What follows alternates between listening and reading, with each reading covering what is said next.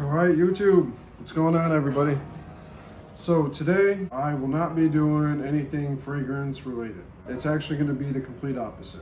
Today I'm going to be talking about a book which is called A Father for All Seasons, and the author is Bob Welch. Bear with me, guys. I'm just going to kind of ramble on here and yada yada yada. I'm just going to bounce around. So thanks for sticking it out with me if you decide to stick with me. So this book right here, this is a book that I've had for quite some time. I've actually just finished reading this today finally. I've been meaning to read it for quite a long time. Didn't put forth the effort that I should have, but nonetheless, I finally finished it. That's progress. Hurrah for me. So I went to Big B today. I had me a nice little chocolate cheesecake muffin, cosmic chai, which was just banging. Only other chai I've ever had was out at Starbucks, and I'm hooked. As I'm sitting there reading this book, I'm just contemplating a million different things, and one of the main things that stuck out to me was that this is what I want my children to be like. Now, consider I have 3 boys, Royce, Harlow, and Houston, all from ages 8 to 6 to 5, and they're young, growing men, absorbing all the world's energy and everything that they see, hear, and feel. And as I'm sitting there thinking through all my life's experiences, I think to myself, what do I want the outcome of my children to be? What do I want them to be like? And I think the most summed up thing that I could think of was that I would like them to be well-equipped, gentle beasts. And to summarize it a little bit, when I say well-equipped, that is a variety of different things. For example, the oldest one loves to wrestle. I want the middle one and the young one to wrestle. The middle one has wrestled one season, but not a lot, not a bunch. Their kids are learning, they're figuring out what they like. But I feel that is something that would benefit them greatly. It would humble them, teach them discipline. They grow strong. They learn to protect themselves. That's the part of being a beast. Now I want them to learn to be gentle beasts. I don't want them to take that kind of power, if they ever get into that and get good, and use it for negative purposes. I want them to use it for good purposes and good things, as defending themselves or defending other people when in need. Now, being well equipped, I want them, to be smart. I want them to focus on school. I want them to do good things and do anything that will further their future potential and to being the best person that they can be and having the best outcome that they can have.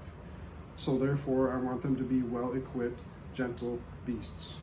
These are the kind of men that women should want. And when I say that, we should be preparing our sons to be what women need. And hopefully that's what also the boys that girls will want in the future. And I'm saying this from personal life experiences. We've all been there.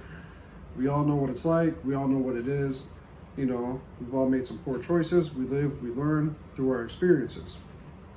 And I want my children, my sons, to be a good example of what a young, growing adult and man is and should be. I want them to be a good example. Thus, they're to get a girl in the future when they're ready that looks for those kinds of moral standards and character, and for that girl, for those girls and women, to set the example of what you should be looking for in a partner. So it can get as deep as you want it to get, yada yada yada. It all still ties into this, so don't get me wrong, I don't think I'm getting too far off topic. This is just all my experience from today and everything that I thought. So this book, once again, A Father for All Seasons by Bob Welch. I got it on Amazon for like $12-15 quite some time ago. But anyways, I just kind of wanted to read some things to you guys from this book, because this was just an amazing book. Honestly, to sum it up, this book is a 10 out of 10. It's humorous. It's got witty humor. It's sentimental. There's a lot of relatable things in here between the father and son relationship. A lot of good examples of it. It's got good spirit. It's got, it gives you hope. And one of the best things that I also love about this book is that the author is a Christian, and this is a faith-based book. So Something else I look forward to personally, to getting on track for my path, my journey, and the same for my children. So right here he says, he's talking about back when he was a father. Sometimes we would turn off the lights and lie on our backs, staring at the green fluorescent stars stuck on the bedroom ceiling, and pretend we were camping out. And as we lay there, I would announce it was time to play. Ask anything. My nightly way of encouraging them to ask deep theological questions that had been haunting their toddler minds. So now, mind you, if you're an OG from back in the day, you guys know what I'm talking about. Those little green stars, with adhesive tape on the back that would stick to the ceiling and would glow at nighttime. That's what he's talking about. And you can see the humor as he says he would ask them to play a game called Ask Anything, encouraging them to ask toddlers, mind you, children, deep theological questions. And these questions would be like, do police officers have homes? Do the Seahawks football players get to keep their uniforms if they quit? Now I am a father who fills out FAFSA, free application for federal student aid forms, which near as I can tell are designed to make me look like a millionaire, so nobody will have to give my kid any financial aid for college. He says, last week, Ryan showed surprising concern when I informed that because of a golf commitment of my own, I would be out of town the weekend before his state golf tournament. Touching, I thought. He probably wanted some last-minute pointers from the old man, or one of my patented pep talks. But I'll be back for your tournament, I said. Good, he said, obviously relieved. I want to use your wedge. A little bit of humor there, not a lot. He lets his son know that he's going to be out of town the weekend before his son's state golf tournament because he has his own golfing tournament. His son expresses concern, and his father figures, that's awesome, that's touching. He obviously wants me there for support, encouragement, yada, yada, yada, but that's not the case. His son is relieved because he needs to use his father's golf club. Bam, what a good slap to the face, I guess. That's hurtful. You think your son wants you there for your support and your encouragement because he needs you there as his father and him being your son for that support. But really, there's no ill will intended. He just needed the golf club. He says, I am not needed as much as I once was. This isn't a regret, just reality. 10 years ago, I was my son's ticket to nearly everything.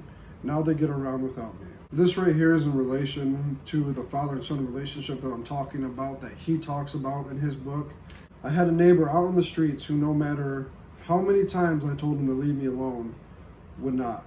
He and his wife are wonderful, God-fearing people who just refused to let me die when it was all I wanted. I have so much to tell you. They helped me find what doctors and treatment centers never could.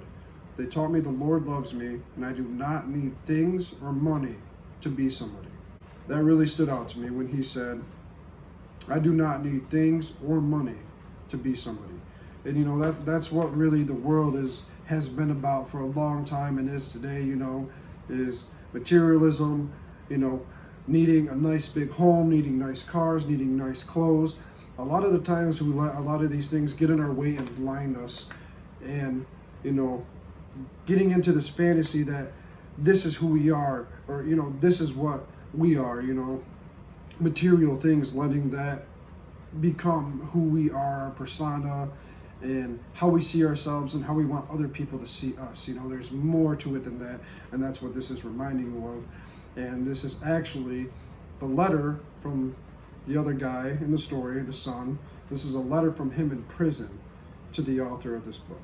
The biggest thing that I realized while reading this book, which I've always known, but it just kind of made me think more, is that the relationship between a son and a father is not talked about as much as it should be.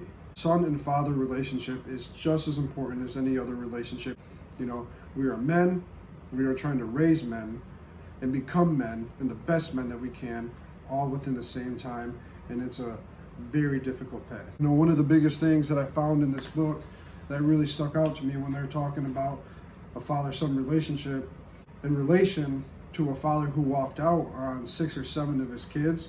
One of the kids just couldn't get out of his head. He had to see his dad, and this is what he said. I thought a mountain range separated me and my dad, but it was actually just a curb. I'm not saying there weren't issues, but forgiveness is all that separated us. So take that into mind. Rehear this again, rethink, retain this.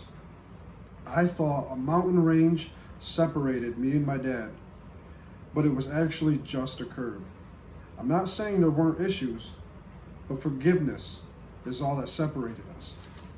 Bam, that hit me like a brick. I was like, wow, beautiful, amazing. That's awesome, that's dope.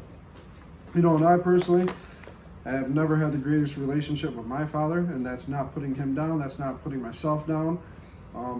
We just never had the greatest relationship, but it's never too late, And when you read, especially things like this, it inspires you to reach out and to do better. And when you do that, that person notices that, and they're going to reach out because they're going to be inspired. And off subject, but on topic, that's another thing. We should be encouraging our children and the people around us, influencing them to read every day. Something I haven't done that I should have been doing for quite some time, but reading is amazing. I mean, even if you just take half an hour a day, pick up a book and read something, learn something. We don't need to be on our phone to read something. That defeats the purpose. A book is a book, and it keeps us connected to the world and to reality versus getting on our phone or a computer and reading something.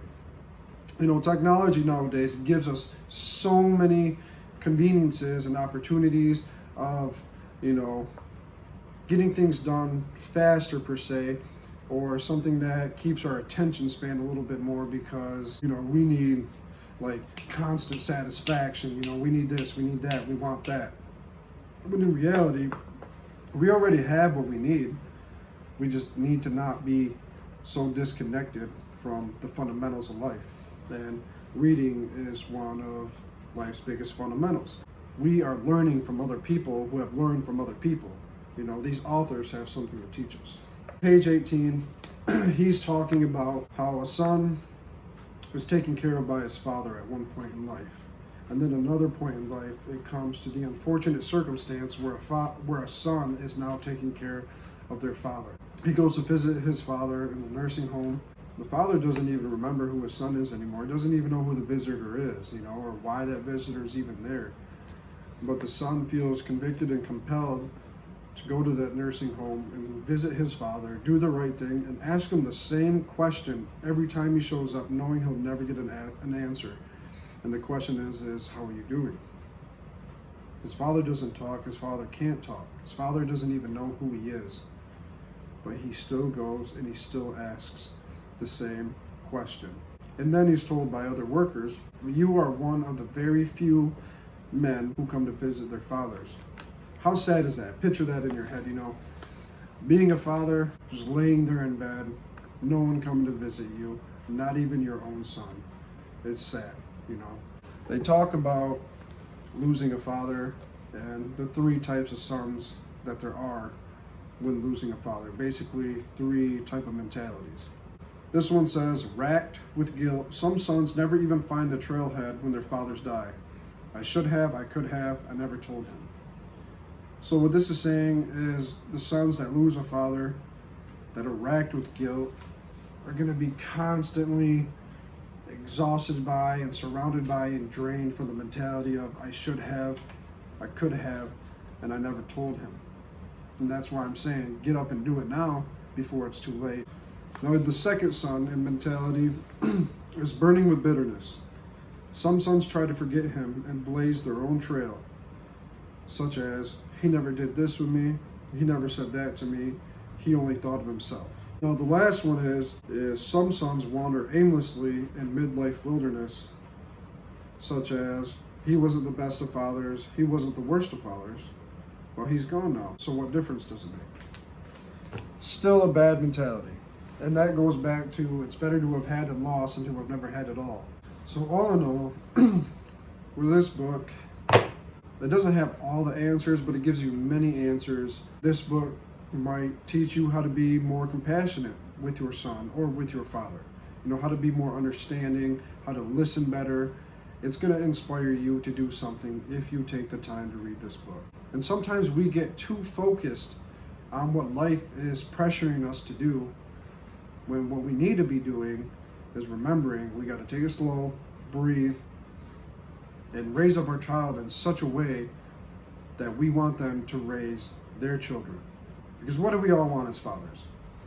We want our children to take what we give them and make the most of it. We have to remember, as this book says and talks about, seasons change. You're gonna have spring, summer, fall, winter.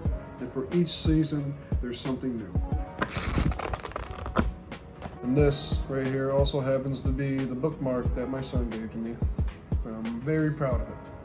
Which, as a matter of fact, little fun fact, my son loves reading. My oldest son loves reading. And I hope he keeps on reading, and I hope you guys encourage others and yourself to keep reading.